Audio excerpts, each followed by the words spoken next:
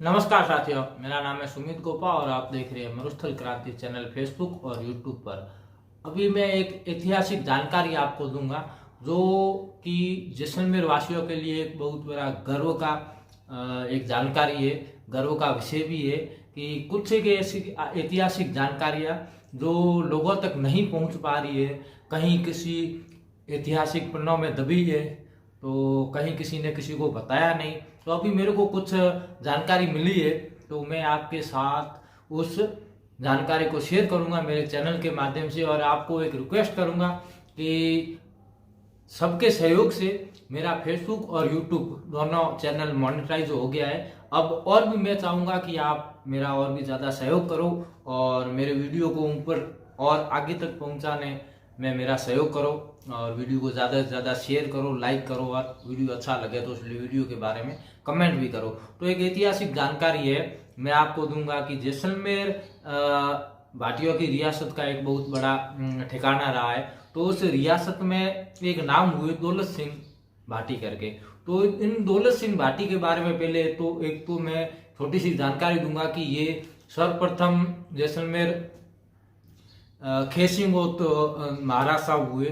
तो खेसिंग जी के पुत्र हुए अपने पंचांग दास जी, और पंचांग दास जी के पुत्र हुए राम सिंह जी, और राम सिंह जी के पुत्र हुए तेजमाल सिंह, और तेजमाल सिंह के पुत्र हुए सुल्तान सिंह, और सुल्तान सिंह के पुत्र हुए दौलत सिंह। तो दौलत सिंह के जो अभी वंशज है वो गांव मोटा, रणदा और मंडाई में एक दो घर मंडाई में वहां पर बसा हुआ है। तो एक मैं बार बार एक नाम ले रहा हूँ दौलत सिंह। तो इनका एक बहुत बड़ा इतिहास में एक योगदान है और एक बहुत बड़ा नाम है इनका, पर लोगों ने किसी ने सुना है और किसी ने नहीं सुना है। तो मैं उसके बारे में इनके बारे में एक छोटी सी जानकारी देना चाहूँगा। ईस्ट इंडिया कंपनी के साथ संधि उस समय जैसलमेर ही नहीं राजपूताना के सभी रजवाड़ों की स्थिति बहुत ही शोचनीय थी। मराठों के आतंक के साथ सामंतों और पदाधिकारियों का आतंक दिन प्रतिदिन बढ़ता जा रहा था। डॉक्टर रघुवीर सिंह ने ठीक ही लिखा है, जहाँ राजा से लेकर रंक तक का संपूर्ण तथा सर्वतोमुखी पतन हुआ। शताब्दी से अधिक काल तक निरंतर चलने वाली उस भयंकर अराजकता ने राजपूत राजघरानों को जड़ से हिलाकर रख दिया। मेवाड़ की स्थिति सबसे खराब हो चली थी। सर्वत्र निर्जकता एवं निष्क्रियता बढ़ती जा रही थी। आपसी फूट, आंतरिक विरोध एवं भंडारियों की लूटमार से स्थिति को और भी अधिक विषम बना दिया। एक मराठा व भंडारियों की लूट खसोट से सारी खेती बर्बाद हो गई। कई गांव उजड़ गए। गेहूं 1 रुपये का 7 सेर हो गया, जबकि दूसरे राज्यों में 21 सेर था। महाराणा भीम सिंह की आर्थिक दशा ऐसी थी कि उसे अपने खर्च के लिए कोटा के झाला जालम सिंह से रुपये उधार लेने पड़े। जोधपुर के महाराजा मान सिंह जहां अपने सामंतों से परेशान था, वहीं नाथों के अत्याचारों से मारवाड़ की जनता भी दुखी हो चुकी थी। चूंकि जैसलमेर के महारावल मूर्रा सिंह को मराठों की आंच नहीं आई, परंतु लगातार पड़ोसी राज्यों की घुसपैठ की कार्यवाही और आंतरिक उपद्रवों से राज्य का अस्तित्व खतरे में पड़ गया था। सालम सिंह दीवान ने एक ऐसा वातावरण उपस्थित कर दिया जिससे चारों ओर खतरा पैदा होने के साथ महारावल के सिर पर नंगी तलवार लटक गई। वह अपने स्वार्थ की पूर्ति के लिए कभी भी महारावल की हत्या करा सकता था। दीवान ने महारावल और भाटी सामंतों के बीच एक ऐसा शक का बीजारोपण कर दिया जो दिनों दिन पल्लवित होता रहा और आपस की दूरियां बढ़ती गई।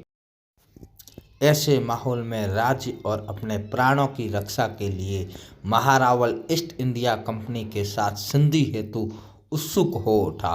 महारावल ने विक्रम संवत 1865 18 मई 1808 ईस्वी में कंपनी को पत्र लिखकर ईस्ट इंडिया कंपनी को सर्वोच्च मानते हुए अपने साथ मैत्री संबंध स्थापित करने की इच्छा प्रकट की। इसके साथ ही कुछ बहुमूल्य उपहार भी भेजे जो अंग्रेजों ने स्वीकार किए, परंतु संधि की प्रक्रिया पूर्ण नहीं हुई। विक्रम संवत 1870-1813 ईस्वी में लॉर्ड हेंडरसन ने गवर्नर जनरल का कार्यभार संभाला। उसने मराठा और पंडारियों की त्रासदी से पीड़ित देसी रजवाड़ों के साथ संधियां कर उनकी रक्षा का दायित्व अपने हाथ में लिया। महारावल मूलराज सिंह की बहुत कुछ इच्छा होते हुए भी यह कार्य संपादित नहीं हो सका। सालम सिंह इसमें बाधक बना रहा था। उसे यह भय था कि कंपनी का संरक्षण महारावल एवं राज्य को मिल गया तो उसका महत्व खत्म होने के साथ उसकी मनमानी पर रोक लग जाएगी तथा कंपनी ने जांच पड़ताल कराई तो उसके कारनामों का भांडा फूट जाएगा। लेकिन 1818 ईस्वी में प्राय सभी राज्यों के साथ कंपनी की संधियां हो चुकी थी, केवल जैसलमेर ही पीछे बच गया था। दिसंबर के महीने में संधि के लिए दौलत सिंह भाटी और मोतीराम को दिल्ली भेजा गया, पर दीवान सालम सिंह ने अपने दीवान पद के लिए वंशानुगत अधिकार पाने का प्रयास किया, परंतु कंपनी ने इस ओर ध्यान नहीं दिया।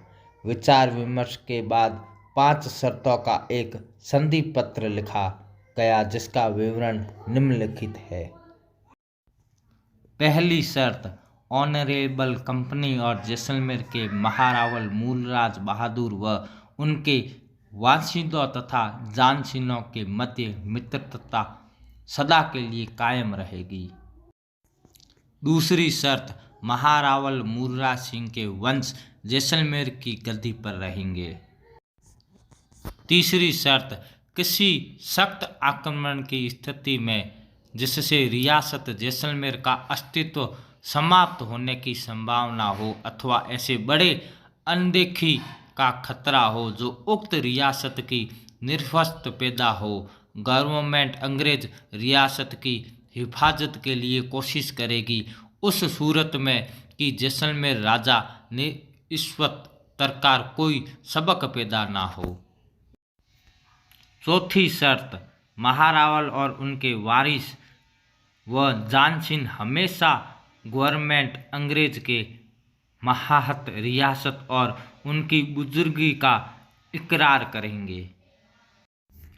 पांचवी शर्त, यह अहदनामा 5 शर्तों का करार पाकर उस पर मिस्टर चार्ल्स थियोफिल्स मेट का हासिब और मिस्र मोतीलाल व ठाकुर दौलत सिंह की मुहर और हस्ताक्षर हुए और अहदनामा की तारीख से 6 हफ्ते के अंदर हिफ एचलिस्ट दो मोस्ट नोबल गवर्नर जनरल बहादुर और महाधीराज महारावल मूलराज बहादुर के हस्ताक्षर से तदस्थित की हुई नकल एक दूसरे को दी जाएगी।